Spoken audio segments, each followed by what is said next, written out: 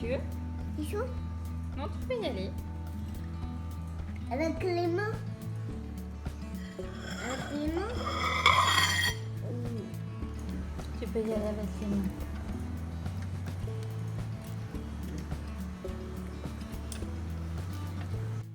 On a une demoiselle en vacances cette semaine.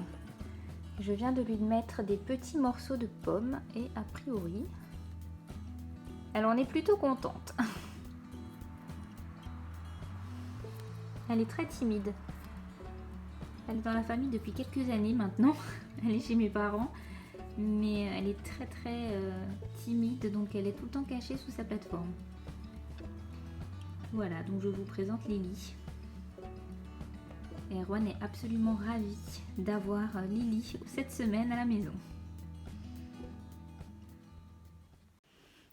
Bonjour tout le monde, j'espère que vous allez bien. Je vous retrouve dans un nouveau vlog.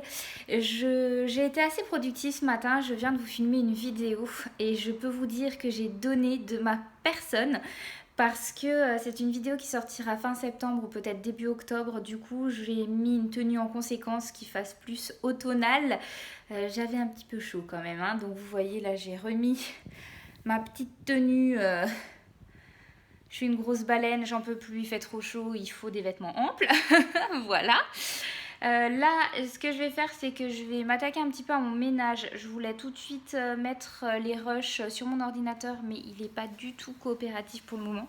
Il est en train de faire une mise à jour. Attendez, je vais voir si je peux vous montrer ça. Ah non, avec l'iPhone, je peux pas retourner, hein. Attendez, je vous montre. Voilà, on en est là. Du coup, c'est ça. Je vais faire d'autres choses et je reviendrai quand il sera dans de meilleures dispositions. Du coup, je vous reprends rapidos. Je pense que vous l'aurez compris, hein, je suis toute seule à la maison aujourd'hui. C'est pour ça que je peux un petit peu plus vous filmer, notamment vous faire des séquences dans mon salon, ce qui me fait toujours extrêmement plaisir, vous le savez, parce que ça change un petit peu du fond bleu. Mon mari travaille sur site aujourd'hui et mon fils est chez sa grand-mère. Comme ça, vous savez tout. Ça y est, mon ordinateur a répondu présent, donc je suis en train de mettre tous les rushs de ma vidéo dans mon logiciel de montage pour pouvoir continuer à travailler juste après. Je viens de passer l'aspirateur et là je pense que je vais faire une petite pause de lecture. C'est agaçant et en même temps je me dis que je prends le positif qui fait que je dois faire des pauses très souvent.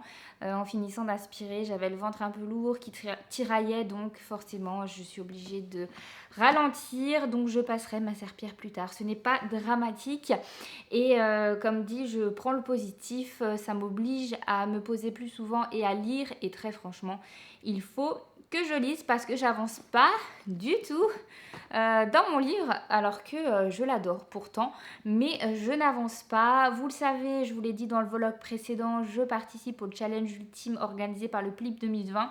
Je vais vous mettre le visuel juste ici pour que vous puissiez voir un petit peu mon résultat, enfin mes résultats des derniers jours, et c'est catastrophique. Il y a même une journée où je n'ai pas lu du tout, donc il faut vraiment que je m'y mette, déjà pour engendrer des kilomètres pour ma team mage parce qu'elle le mérite, et aussi parce que j'ai vraiment envie d'avancer dans mon livre. Là j'en suis à 265 pages, j'ai dû lire 40% à peu près, et en fait ça m'embête de lire ça.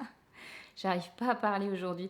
Je disais, je n'aime pas du tout lire en saccadé parce que du coup j'ai l'impression de ne pas m'immerger totalement dans l'histoire. Vous savez, quand vous lisez que 1 ou 2 chapitres à chaque fois.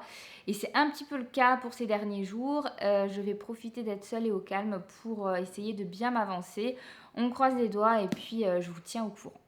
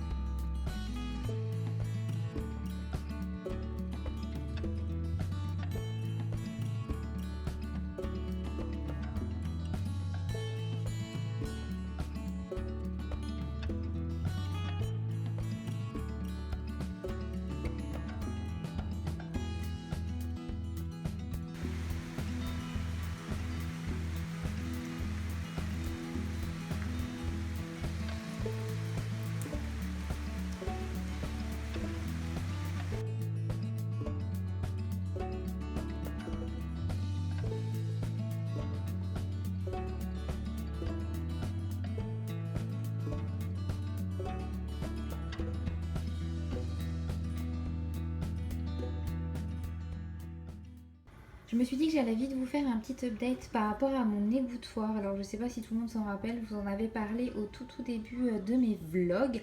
Mais j'avais un gros problème avec cet égouttoir depuis que je l'avais acheté. Donc j'avais acheté chez Ikea et depuis le début il rouille. Alors j'avais trouvé une solution assez efficace pour nettoyer le bac en utilisant de l'eau tiède et de l'acide citrique. Mais le problème c'est que tous les 2 jours ça revenait et c'était un enfer. Pourtant ça partait d'une bonne intention, hein. J'avais acheté particulièrement cet égouttoir là en me disant qu'il n'était pas en plastique et que c'était peut-être un peu plus sympa pour la planète. Mais bon voilà, ça a été un gros fail.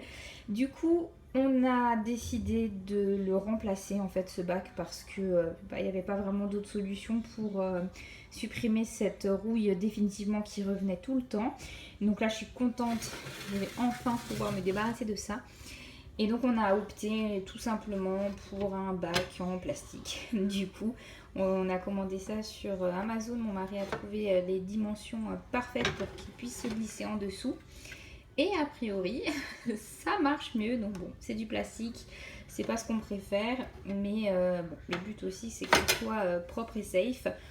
Donc voilà, on utilise maintenant ceci et je pense qu'on a enfin vaincu nos problèmes de rouille et ça fait plaisir. Voilà. Et puis l'avantage c'est qu'on n'a pas tout jeté, du coup on a quand même gardé cette structure là. Bon, je vous reprends, je suis absolument ravie parce que ma carte SD vient de rendre l'âme. J'ai allumé ma caméra et elle me met pas de carte. Là je me dis non, c'est pas possible, je suis sûre que j'en ai mis une. Donc je regarde, effectivement elle était bien dans l'appareil photo mais il la reconnaissait pas. Et quand je l'ai sortie, j'ai vu qu'il y a un bout de plastique qui se détachait. Donc bon, je vous parle quand même parce que en fait j'en avais 2, des cartes SD, heureusement. Mais ça m'embête un peu quand même parce que c'est pas donné. Et c'était bien pratique d'en avoir 2. Bon, je crois que je l'ai depuis des années celle-là, mais quand même, c'est embêtant. Bref, c'est pas grave. Je me suis dit que j'allais revenir quand même vous faire un petit update. J'ai l'impression que je vous ai lâchement abandonné. Enfin, je vous ai quand même tourné des petites séquences que vous venez de voir. Mais on va dire face cam, je vous ai complètement lâché pendant quelques jours. Il était quand même grand temps que je revienne vous faire des petits updates. Tout d'abord, pour vous parler de la semaine 2 du challenge ultime organisé par le PLIP 2020. Il n'y a pas grand chose à en dire, je vous mettrai le visuel. Ah bah, je suis en train de devenir blanche. Quelle horreur. J'ai un peu du mal à régler la luminosité. Je suis en face de la fenêtre en plus, donc vous avez certainement le reflet. Je suis jaune aussi. Bref. Bon, je vais pas trop toucher. Vous ferez comme vous pourrez, hein, j'ai envie de dire. Oui, je suis en face de la fenêtre, donc vous avez les reflets dans les lunettes. Je suis désolée, je fais comme je peux. La lumière est changeante. Comme vous avez pu le voir, il a plu vendredi. Ensuite, il a nouveau fait beau, mais là, aujourd'hui, c'est un peu mitigé. Donc voilà, et je regarde là-bas parce que là-bas, il y a ma fenêtre. Bref, je sais plus du tout ce que je vous disais, du coup. Oui, je vous parlais du challenge ultime. Je vais vous mettre le visuel pour que vous puissiez voir mon score de la semaine qui est absolument catastrophique. C'est un gros fail. Je crois que j'ai lu en une semaine ce que certains lisent en une journée. J'ai très peu lu cette semaine. Après, bon, ce sont des choses qui arrivent. Comme je vous le disais, c'était d'autant plus étrange que j'étais en train de lire un livre que j'appréciais beaucoup. Mais bon, voilà, c'est comme ça. Ceci dit, je reviens pour vous faire du coup un petit point bilan sur ce livre puisque je l'ai terminé. Et ça a été un très très gros coup de cœur. Je l'ai adoré. J'ai vraiment beaucoup aimé.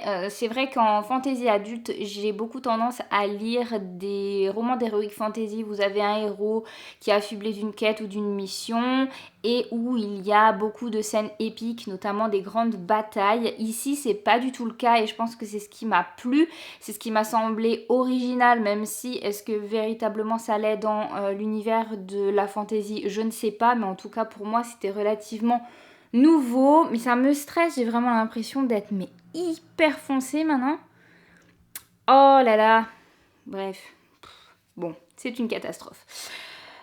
Ici, en fait, on va suivre du coup le personnage de Kelsier qui effectivement s'est aussi donné une mission, une quête, mais pas de grande bataille en fait. Il y en a un petit peu, mais c'est pas ça on va dire le cœur de l'histoire. Le cœur de l'histoire, c'est plutôt les intrigues politiques. C'est comment semer le trouble et le chaos pour arriver à ses fins. C'est très stratégique. Et en même temps, là, ce que je vous dis, je reste très en surface parce qu'on va gratter, et à la fin du livre, il va y avoir des révélations de fou. Et on va se rendre compte de tout le processus, en fait, de tout ce qui a été pensé pour en arriver là, et c'est vraiment incroyable. Vraiment, j'ai adoré, les personnages sont charismatiques, j'ai aimé autant Kelsier que Vin, que les personnages qui font partie de la bande, qui sont peut-être un peu moins mis en avant, mais malgré tout, ils ont chacun leur place, ils ont chacun leur rôle à jouer. Vraiment, j'ai adoré. J'ai vraiment adoré. C'est un très bel univers que j'ai hâte de retrouver très rapidement puisqu'il s'agit d'une trilogie et que j'ai très envie de lire la suite. Normalement, cette fois-ci, s'il n'y a pas un autre couac, je me rends à la médiathèque vendredi, donc je pourrai récupérer le tome 2. Donc oui, j'ai récupéré ma voiture. Bref, donc voilà, je pense que je vous reparlerai très vite du tome 2, déjà parce que je l'emprunte à la médiathèque, donc j'ai un délai pour le lire, mais aussi et surtout parce que vraiment j'ai envie de lire la suite de ce roman que j'ai absolument adoré, vraiment. Du coup, je n'ai pas à proprement parler recommencer une nouvelle lecture dans le sens où j'ai décidé de faire une petite parenthèse pour lire de la non-fiction. Je vais vous le montrer, mais je vais très peu vous en parler parce que c'est très spécifique et que ça va intéresser uniquement les personnes qui sont dans la même situation que moi, à savoir qui sont enceintes et qui envisagent l'allaitement. Donc il s'agit de ce livre-ci, Allaitement, le guide pratique. C'est un livre qui se lit extrêmement vite, il fait 190 pages, j'ai commencé hier soir. Et il doit me rester une cinquantaine de pages. En sachant que j'ai lu aussi ce matin, parce que j'ai de nouveau eu droit à une super insomnie. Je me suis réveillée à 5 heures. Et du coup, j'ai lu pendant que le reste de la maison dormait encore.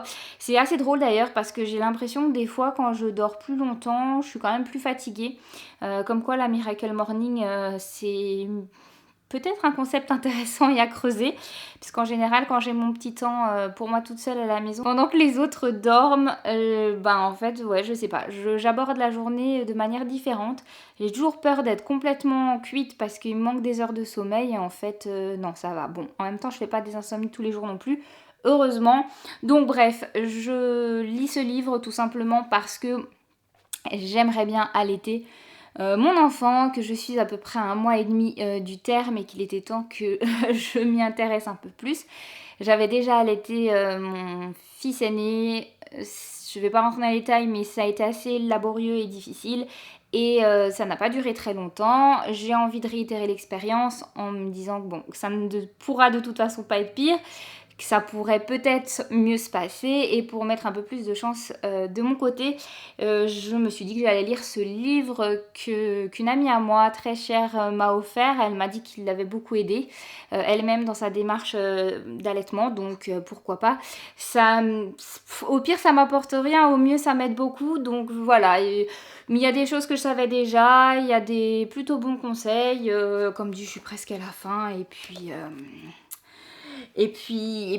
voilà, j'ai pas grand chose à dire de plus sur ce livre, à part que du coup on continue avec le fail du challenge ultime. Parce que mine de rien, c'était 190 pages lues hyper vite et hyper gratis. Et on sait quand même qu'en faisant 190 km, on va déjà loin.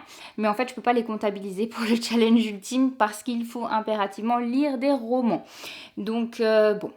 Tant pis, là je me sentais prête à lire ce livre-là, donc j'y suis allée, oui.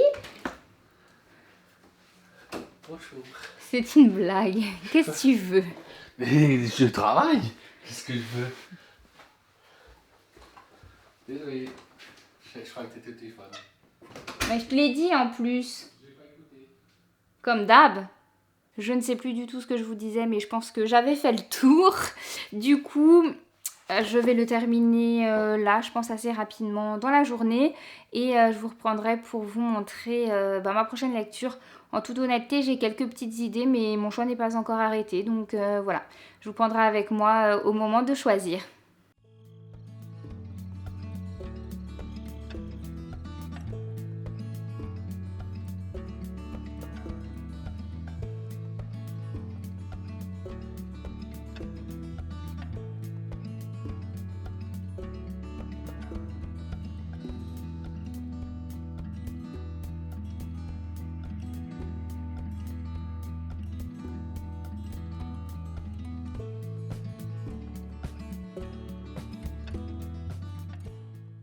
Comme vous venez de le voir à l'instant, j'ai décidé de sortir de ma palle La Chambre des Merveilles, écrit par Julien Sandrel et publié chez le Livre de Poche.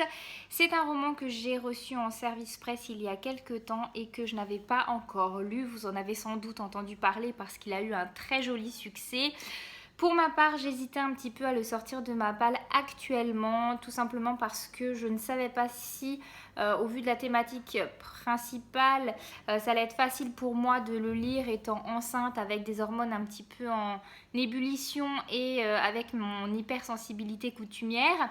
J'ai une très bonne amie qui l'a lu très récemment, qui a d'ailleurs passé quasiment une nuit blanche en le lisant et qui me disait qu'elle l'avait adoré.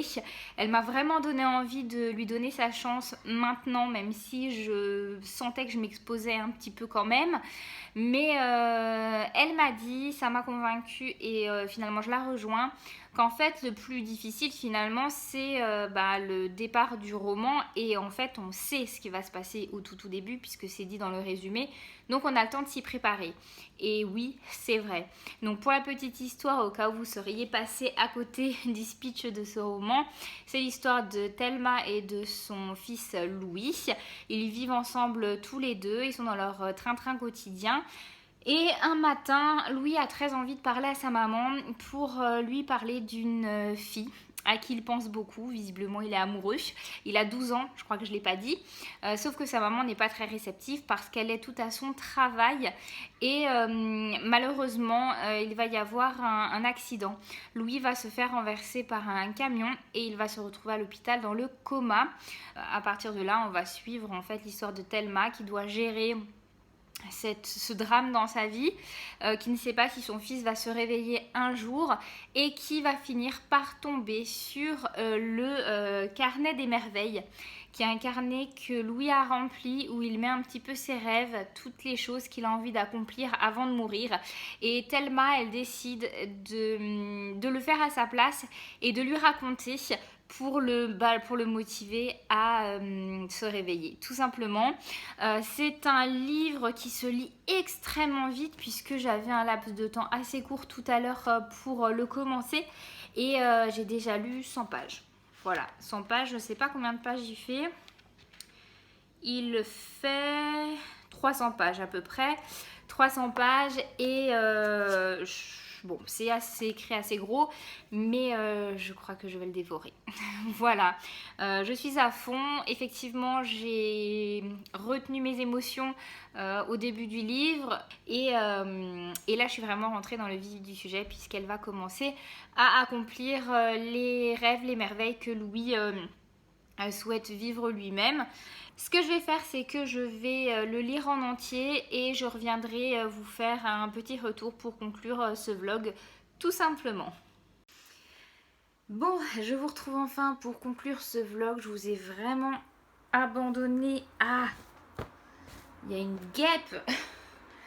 Il y a une guêpe. Ça fait 2 jours qu'on fait de la confiture. On a fait de la confiture de poire et là on est en train de faire de la confiture de quetch. On est super contents. Mais c'est fou comme les guêpes, elles sentent l'odeur de sucre mais super loin. Et depuis qu'on fait ça, on peut difficilement laisser les fenêtres ouvertes. Sinon, elles rentrent. C'est un truc de fou. Et j'aime pas trop ça. Bref, je disais, je vous ai complètement abandonné tout simplement parce qu'on a continué à enchaîner un petit peu les gros fails en fait. La semaine dernière, je vais pas rentrer dans les détails parce que ça m'impactait pas directement, mais par contre, j'ai pas fermé la fenêtre non plus. Ça se trouve, vous entendez rien. Attendez, je reviens.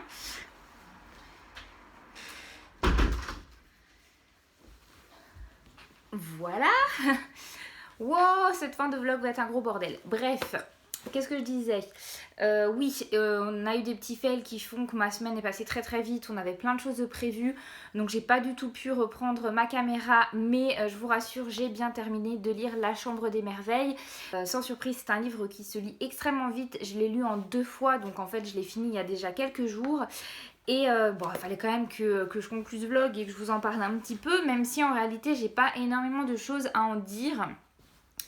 Effectivement, comme je vous le disais plus tôt, c'est un livre qui finalement m'a pas fait pleurer, hein, ce qui en soi n'est pas un point négatif évidemment. Le drame a lieu au début de l'histoire et après, même si c'est difficile et que la thématique n'est pas la plus drôle du monde, ça reste un livre très positif, donc ça c'est plutôt chouette. Ça se lit extrêmement vite parce que c'est aussi écrit très très bien, avec des chapitres courts. Et très franchement, j'ai passé un très bon moment de lecture. Maintenant, même si je comprends tout à fait le joli succès qu'il a eu, ça n'a pas été une lecture marquante pour moi parce que s'il m'a fait vivre des émotions, il ne m'en a pas fait vivre autant que je le pensais. Et c'est un livre, oui, qui restera pas gravé dans les annales pour moi, je pense, même si c'est un livre que je vous conseille parce que il met du baume au cœur, il fait du bien et sur le moment, c'est une lecture qui est très très agréable. Ça c'est clair. Le seul petit bémol que j'ai, et ça va pas être facile d'ailleurs de le dire parce que je peux pas vous spoiler, c'est que on va dire qu'il y a des liens qui se créent entre certains personnages et j'ai trouvé que c'était un peu trop facile.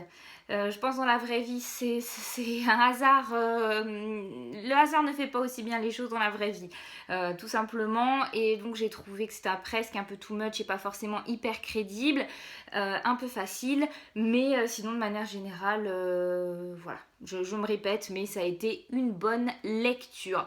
Je vais m'arrêter là pour ce vlog et ce que je vais faire, c'est que je vous retrouverai dans un prochain vlog pour vous présenter ma nouvelle lecture que j'ai déjà entamée de quelques pages, mais comme je vous le disais, j'ai pas eu trop le temps en fait cette semaine, enfin les derniers jours là qui sont passés, et donc je l'ai lu de manière très hachée pour le moment et que pas beaucoup de pages en fait. Donc là j'espère que je vais pouvoir me poser et l'avancer un petit peu parce que du coup c'est plus difficile pour moi d'entrer dans l'histoire. Voilà, j'espère que ce petit vlog vous a plu. Je vous souhaite de très belles lectures et je vous dis à très bientôt dans une prochaine vidéo. Bye bye!